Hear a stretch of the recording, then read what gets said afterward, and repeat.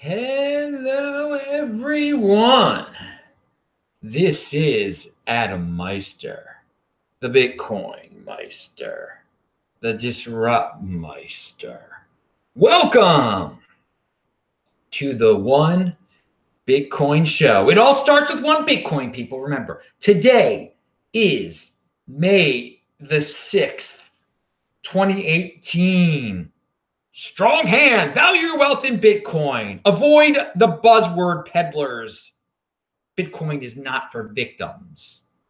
Conformity in the present is invisibility in the future. All right, I just want to thank T over in the super chat who right before this show started sent $10.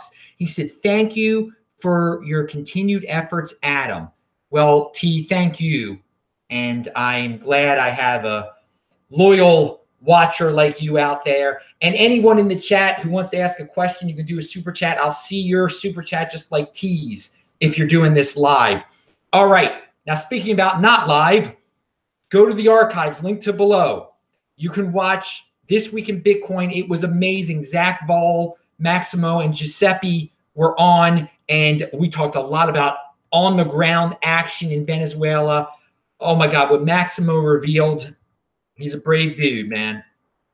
Also, I want to say, watch yesterday's Beyond Bitcoin show where I talk about subject matters beyond Bitcoin and a little bit of Bitcoin. You'll get to see a salmon head. Oh, yes, a salmon head, which I have since eaten, by the way. But yes, a salmon head appears on yesterday's video. Golden hold. All right. So what do we have here? Oh, yeah. Also, Trezor, link to below. Get you some. Get you one. Not proper grammar. All right. So, Twitter poll of mine from last week. It's final. You guys would rather see, 63% of you said you'd rather see Ripple ranked number 3 on CoinMarketCap than Bcash, which 37% of you said. That was a little surprising to me, yeah, on one level, but I just... when I surf around the Twittersphere out there, the crypto Twitter related materials, there is a lot of Bcash talk out there. And personally, you guys are wasting a lot of your time talking about Bcash. Just let it go. Let it go. But it makes sense that you dislike it more than Ripple, I guess. For me, Ripple is centralized. It's got a great point of weakness. It's a corporation. It's not Bitcoin whatsoever. Bcash at least was a copy of Bitcoin. Okay, well, thank you for participating in that poll, in that Twitter poll.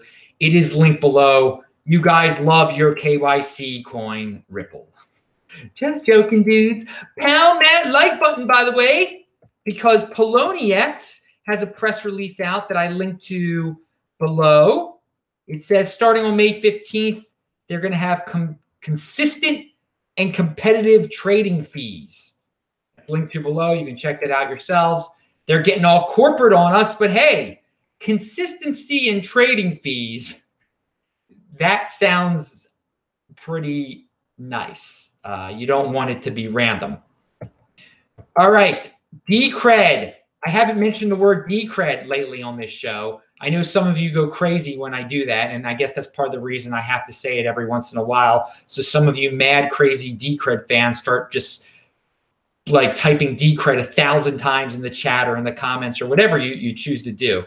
But anyway, Decred pumped recently because a Korean exchange listed it. And I bring this up because it reminds me of the more bull market of days in Bitcoin and cryptocurrency, when we used to talk about Korean exchanges pumping altcoins, and we used to talk about Decred because hardly no one's been talking about Decred lately. So maybe this is a sign of things to come, people. For you impatient people who need a bull market now, well, there you go. There's some hope for you if you value your Bitcoin in fiat.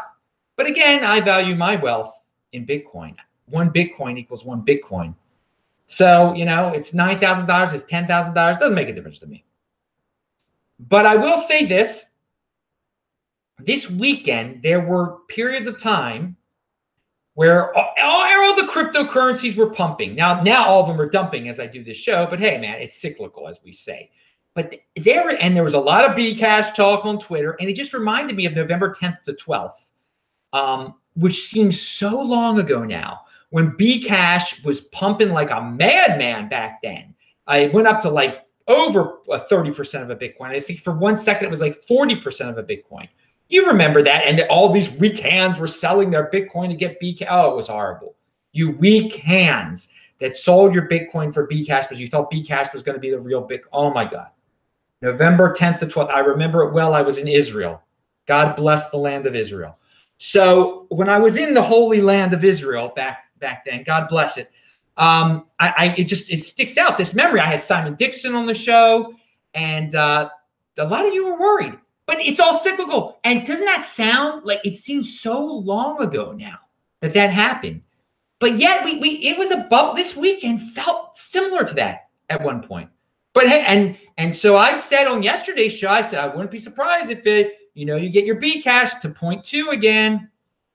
It's just a way to get, if you happen to own Bcash still, it's a great way to get more Bitcoin when it gets over that 0.2 mark again, or whatever you want to do. 20% of a Bitcoin, that means, everybody. So yeah, it's all cyclical, but I will say this: it's May 10th was not even a half a year ago. November 10th was not even half a year ago now, and it just seems like a lifetime ago. And things move fast in this crypto space. I will say that. And the other day, I think it was on my Thursday show. I don't even remember now. I was talking. I mentioned the fiat price and how it was getting close to 5 digits, and how I wondered if people would party again on their channels. But someone pointed this out to me. They said, you should party when it's 6 digits. And you know what? That's what we do here. I'm not going to celebrate when it's 5 digits again. I'll mention fiat again, because again, 1 Bitcoin equals 1 Bitcoin. But when it gets to 6 digits, we'll party here. That'll be a momentous thing. Let's not limit ourselves here to be happy about the 5 digits or an all-time high over 20K or something like that. No. 6 digits. We party like rock stars here, okay? So who knows how long that will take? Hey, but again, if you're a long-term thinker, you're quite confident about the 6 digits, and you're not impulsive, you're not rushing, you're not too worried. All right, so the Swiss Agency for Development and Cooperation and the Global Knowledge Partnership on Migration and Development. Oh, these bureaucratic agencies that like to make long reports. Well, they have a new report out that I linked to below, Migration and Remittances, Recent Developments and Outlook. And here is, well, first of all, I will say this. If these people who they report on people using remittances all over the world, all these immigrants or workers in different countries, sending it back home to their native countries, their value, their wealth, and all the high fees that they have to pay. Well, if they actually use Bitcoin, a few of these people would start to save some of that Bitcoin. They just wouldn't send it back to mom and dad and sister and brother. They would probably, a few would start to save it. So I really do hope, and because they don't have bank accounts, these people, many of them, so it could get them into if they start to use Bitcoin as a remittance tool, which they will soon enough, some will start to use it as a bank account too. But let me read you the quote from the report. Remittance costs. The global average cost of sending remittances has remained nearly stagnant, standing at 7.1% in the first quarter of 2018, more than twice the SDG target of 3%. Factors contributing to high cost include de-risking measures taken by commercial banks and exclusive partnerships between national post office systems and a single money transfer operator. These factors are constraining the introduction of cheaper and more efficient technologies such as internet and smartphone apps and blockchain in remittance services. In 2 recent reports, the Financial Stability Board found that banks still perceive the remittance sector as high risk and that the closing of bank accounts continued into the first half of 2017.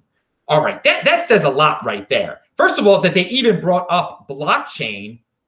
They know what's on the horizon, these people making the report, okay?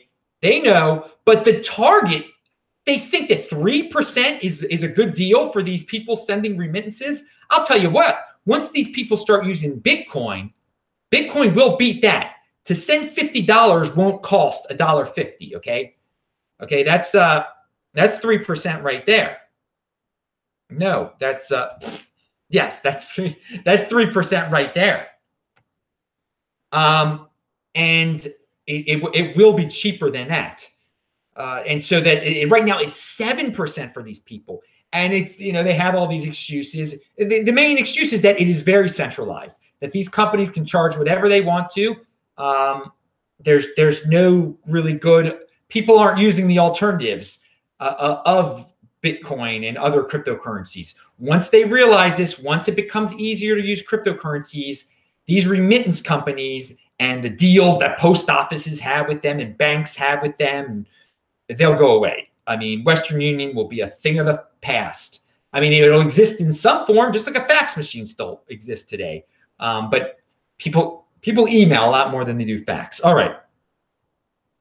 So let's talk about Bcash real quick here. I noticed on Twitter that there's all these pictures of some Bcash decorations on cars. Like you paint the whole car to look like a Bcash car. It's green coloring. It's just plastered on a few of them. Clearly, these dudes have some marketing budget out there, I'll say. So I don't know what's up with the cars painted as Bcash cars.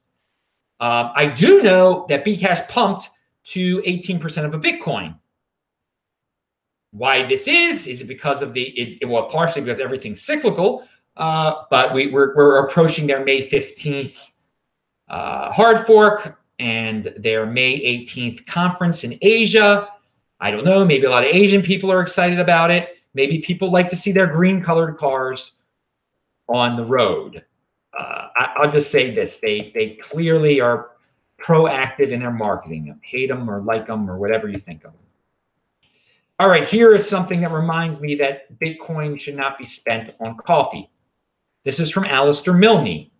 What is nonsensical is trying to convince people to spend more than a small percent of their tickets aboard a financial Noah's Ark, the first truly sovereign wealth with mathematically guaranteed scarcity, Bitcoin. I think that's great. Bitcoin is a ticket aboard a financial Noah's Ark. If you were living in the time of Noah, that's how you say his name in Hebrew.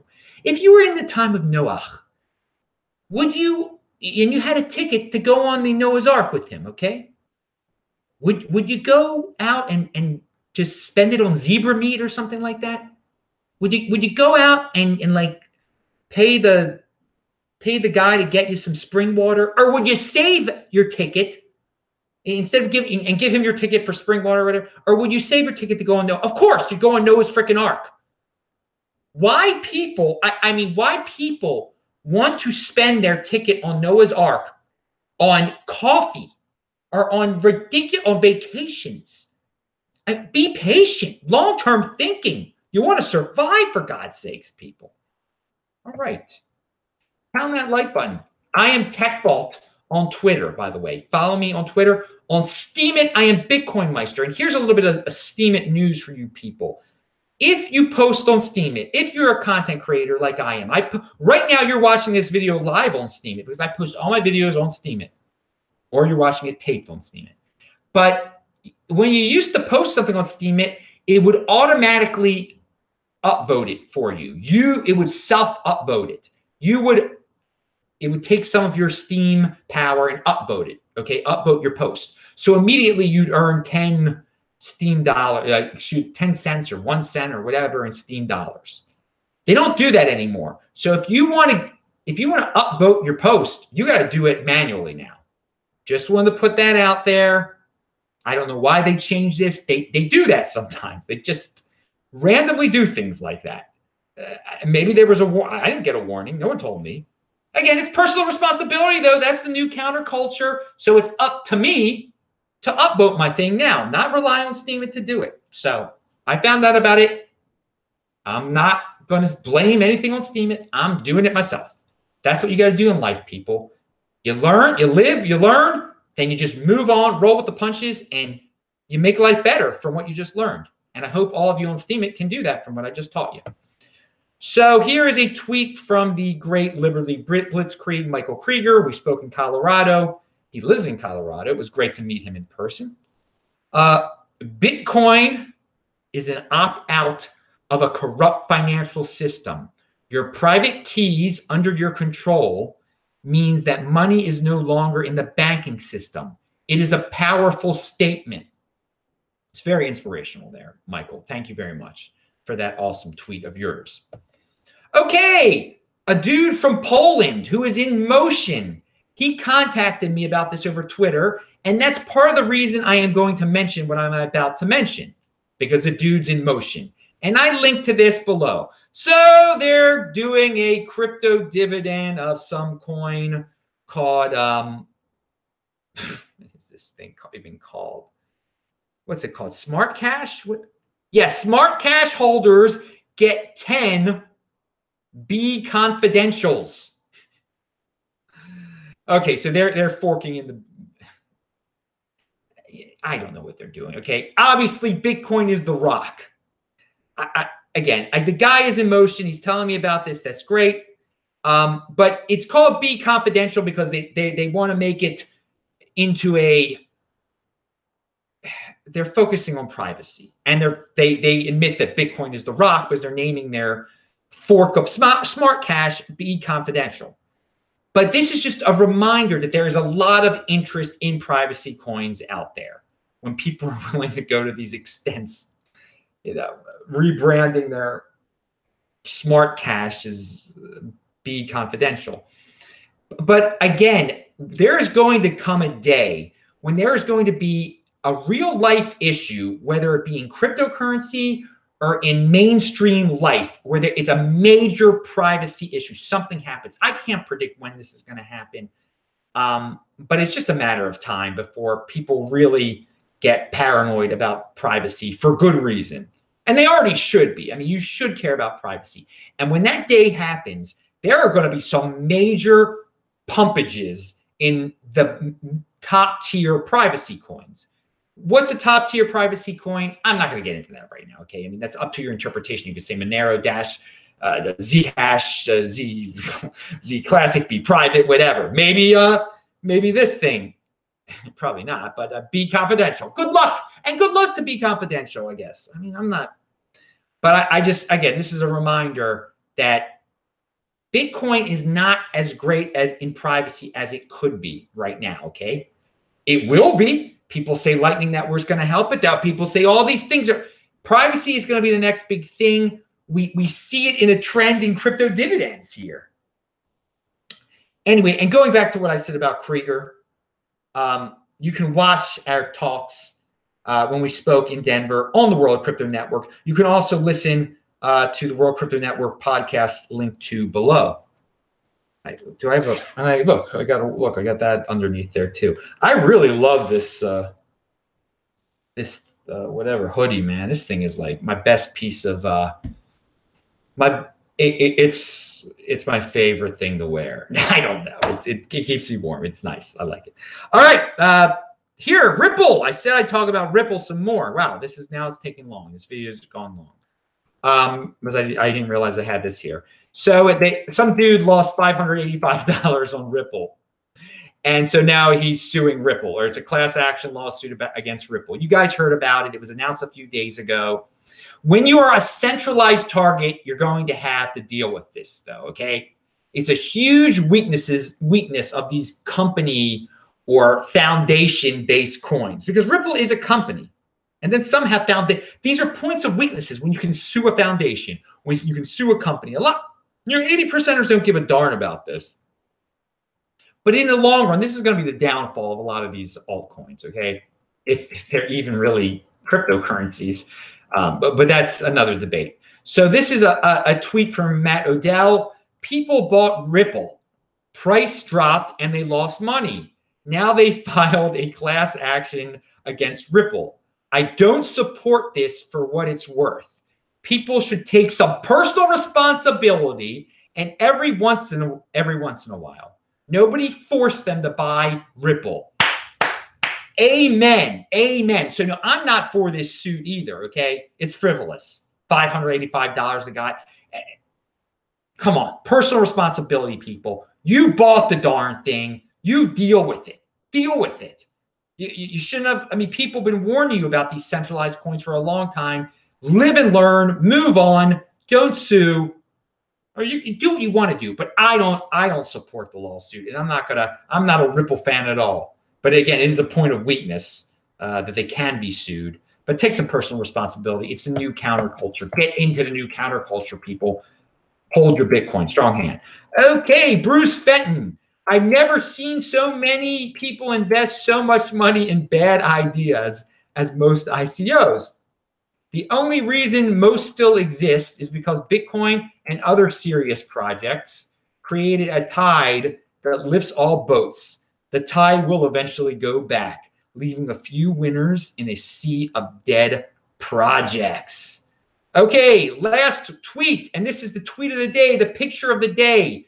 And Rhett actually tweeted this out. It was making fun of him. It shows him all cartoonish, holding all these different crypto dividend forks of Bitcoin that he keeps on doing. It says Forkymon, you know, like Pokemon, but Forkymon. I thought of it. It's a kind of, you check it out yourself. It's linked to below. Hey, at least the dude has a sense of humor. He can put it out there. But I found it to be a very very true cartoon there. Hang on one second. I remembered there was one other thing I might have had to say today. What is this? Did I read this here? Oh, I forgot. Somehow I forgot this. Personal responsibility is a new counterculture point here. This is about Ethereum. And the 80%ers do not care very much about how there's been talk about Ethereum doing some more forks and recovering people's funds that were lost due to various issues surrounding Ethereum. Not necessarily a problem with Ethereum, but with these, you know, we had the DAO bailout, just to bail out people who did foolish projects involved with Ethereum. And some people like this a lot. Some people have no personal responsibility. They want to be bailed out. Oh, I was tricked into getting into this Ethereum project. Bail me out. No, you weren't tricked. You chose to do it. You thought you were going to make a lot of money. But so maybe this has been pumping the price of Ethereum because there are more 80%ers than 20%ers. There are probably a lot of people out there that want them to have these fund recovery forks. But here's a comment on an article that was talking about this. This is hilarious. Fund recovery makes Ethereum no different from regular banks and ledgers with central authority. I trust Bitcoin and Litecoin because they will not consider such nonsense. There you go, dudes. I don't believe in bailouts either. Forking bailouts is no, you don't fork for a bailout here. And we had this with the DAO. That's why Ethereum Classic even exists. So, but you know what? Ethereum, it's all cyclical. People, if Ethereum does do these bailout forks, they'll be forgiven. They'll be forgiven. It might even pump the price because, again, most people out there do not understand centralization and having a dictator and the difference between Bitcoin and a bank and a government. Whatever. If you understand all that, you're in the 20% and you're going to do very well. You're not going to be impulsive. You're not going to speculate, become an altcoin trader and lose all your money and want to be bailed out. So anyway, pound that like button. I'm Adam Meister, the Bitcoin Meister, the Disrupt Meister. Remember to subscribe to this channel, like this video, share this video. Do check out the notes section below. I'll see you later. I'll talk to you in the chat. Bye.